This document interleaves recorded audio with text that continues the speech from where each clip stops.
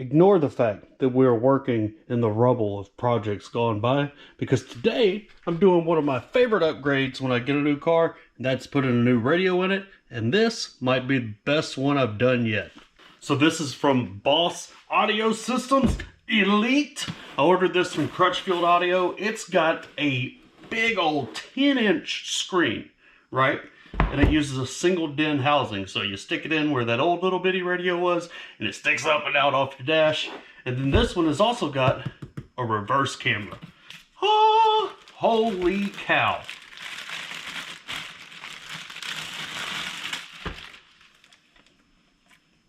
This thing is huge.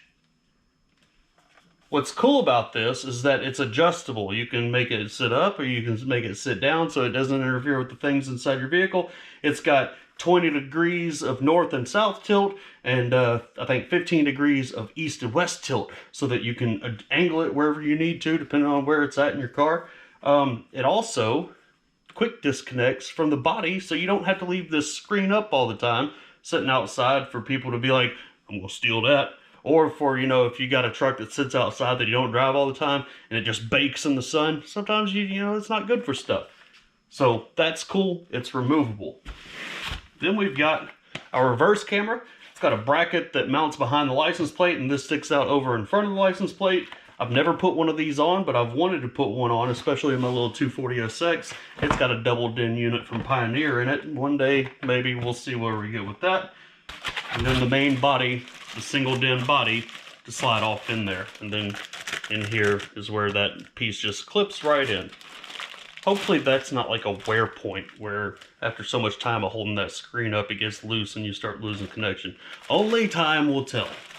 And Crutchfield Audio also sent, for free of charge, the dash bezel kit for that main body, the adapter harness for my Ford pick-em-up truck, and then the tools to remove the factory Ford radio. So that's pretty cool. Good on them. Let's go get that thing out now. Now, removal of this unit should be pretty simple. There's 4 little holes in the face of the factory radio. You got these little clips. We should be able to push these in here somewhere. Push them as far as I can. And then it should be as simple as wiggling, jiggling. Okay?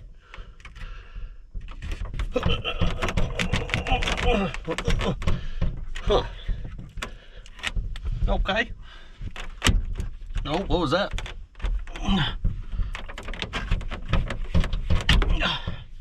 What are you doing? Okay.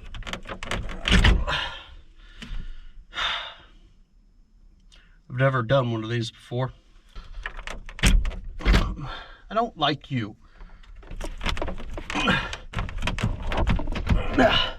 Whew. I'm wiggling and jiggling the whole truck. Definitely blaming Ford for this. That's a tape player. Let's see if we can hook it like a fish. Right? Got a variety of tools here. I don't want to destroy my dash any more than it already is. But, you know. What's this do? Oh, yep, that'll never be the same.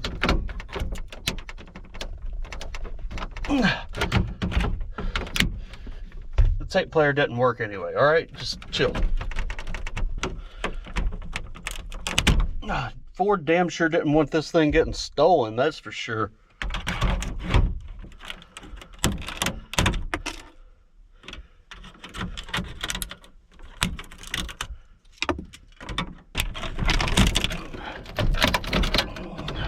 Sit rep. I've created a situation in which the radio must be changed. Okay, I'm an idiot. Which we already knew that. So if I stick it in at a little bit of an angle, not all the way in, but a little bit of an angle,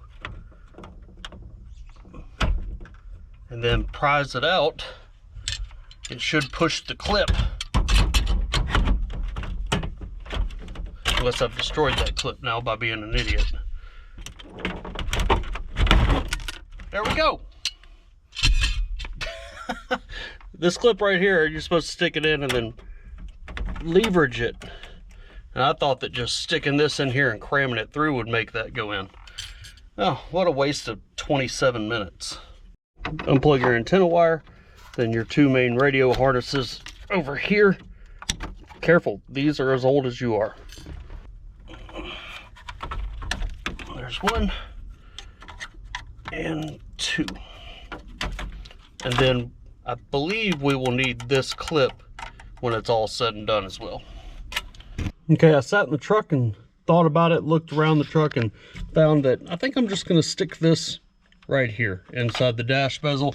It's out of the way, be right where my voice is going and don't have to try to yell over anything. So I pulled the bezel out and it's got this nice little empty spot back here where I can put the excess wire. So I just ran it up through there, and then I've got the pigtail over here, wrapped the excess back up, because you could route this anywhere in the cab you want. I mean, really, you could run it up this pillar here and mount it up here, put it on your mirror. I think I'm just going to keep it simple right there. But I like that little spot because that may help with some of the other wiring that we got going on as well. So, you know, a place for it to go. Well, now that we've got the radio out of the truck, I've been working on the wire harness. This end is the bit that goes into the radio. And this end is, in Ford's case, the harnesses that plug back into the truck. Now this radio has got some extra things. If you had a newer car with steering wheel controls, you got this for the interface for that. We don't need that. This is for the power antenna. I don't have one of those. This is for, what is that? Remote turn on. So if I had an amplifier, that would send the signal to that. We won't be using it. However, there are a couple more. There's a front camera power out. We don't have a front camera, but this radio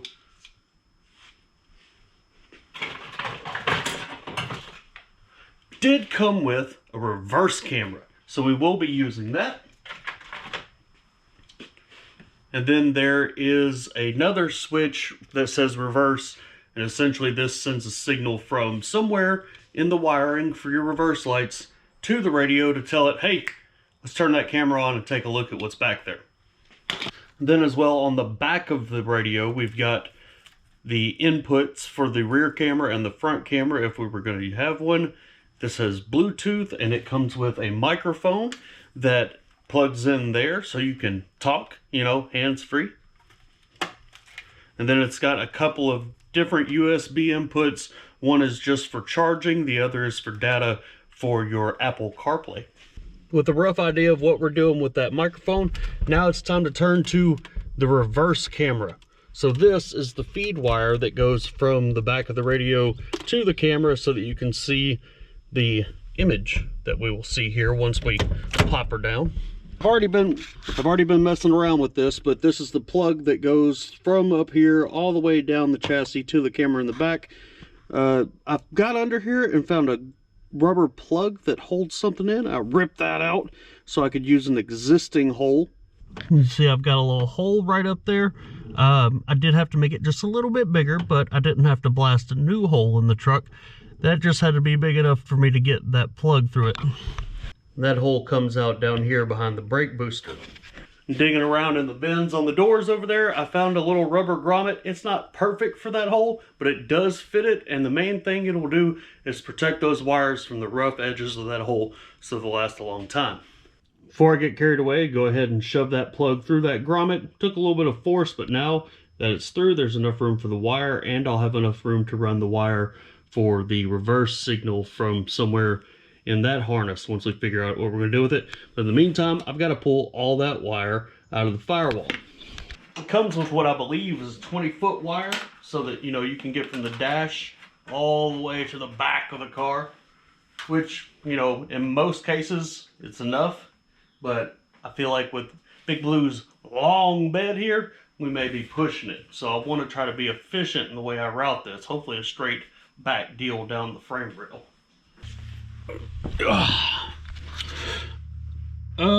Let's make a mental note of that. In the meantime, I've got my wire run down between the firewall and the fender well here. I also ran this red wire here for the reverse signal. So when I put it in reverse, it'll go. So I just gotta find somewhere to tie that into the reverse light wire harness. Put some loom on it. I put some loom on it and I'm gonna run it through this hole in the firewall here and down that way to keep it protected. So hopefully this wire harness will last longer than that floorboard's going to. But I'm out of loom. So we got some more loom, run it back down the frame rail. We're now behind the rear axle with the last little bit to be done. That red wire's got to be tapped into the reverse light wiring harness. And then we also need to put the camera on the license plate so we can figure out where we're going to route the last bit of that wire. Easiest way I've found to do this, I just pop the tail light out so I can see the reverse wires, bing, bang, boom, right there. Instead of trying to tap into that loom somewhere down there, I'm just going to splice it in right here. Before I do that, I'm going to do the easy part though and put on my camera. So here's our reverse camera. It's just a little camera on a little bracket. There's a hole in the bumper here. That's pretty convenient. I'm going to stuff that wire through there. Get in there, you. Got that over the holes. We'll take the license plate, put it over the bracket, and just screw it all back on. Reverse camera. All right, so the taillight's back on. We're tapped into the hot wire on the reverse lamp. I took my voltmeter over there and I probed it in there with the truck with the ignition switch on, and in reverse, light lit up. I found out which one I needed. That's all taken care of, crimped up together, got wire loom on all of it, and I've got the reverse camera plugged in and all the excess wiring plugged up and zipped up out of the way. Now I can go back to actually putting the radio in. Back up in the truck, I've got my harness for the radio all plugged in, ready to go. Got my reverse camera signal wire, it's plugged in. Then we've got the reverse camera output, power output.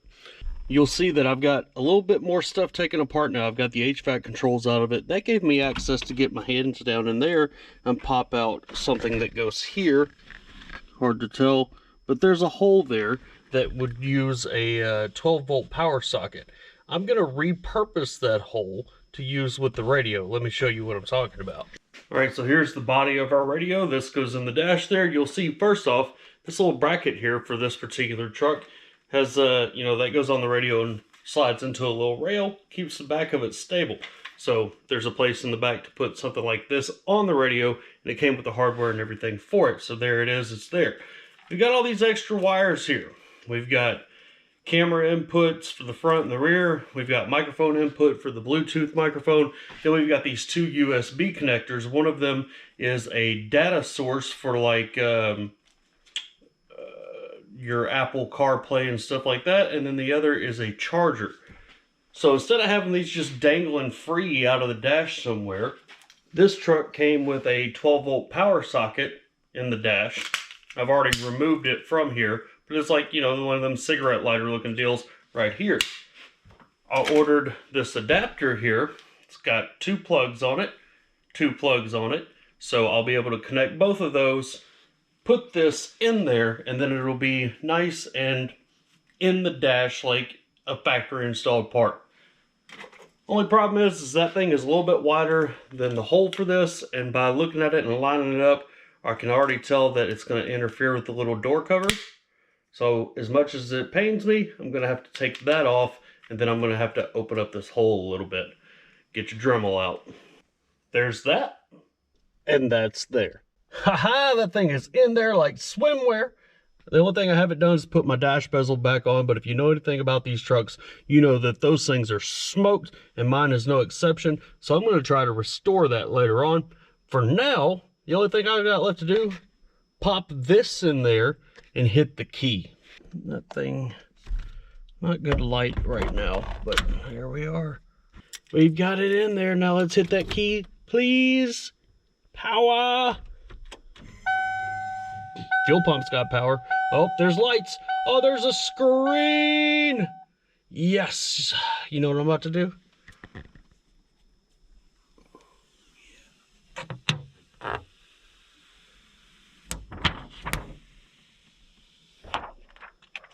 Look at that thing. That is a serious bit of kit. Now that we know it's got power, let's see what, oh, speakers are making noise. Hear that beep?